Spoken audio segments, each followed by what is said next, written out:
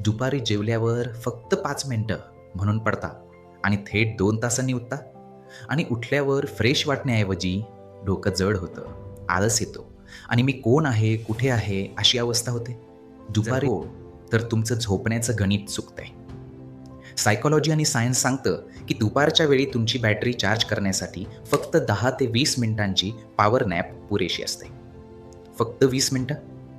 कारण जर तुम्ही 30 मिनिटापेक्षा जास्त झोपलात तर तुमचा मेंदू गाढ झोपेत जातो आणि तिथून अचानक उठवलं की स्लीप इनर्शिया होतो, म्हणजेच मेंदूचा हँगओव्हर.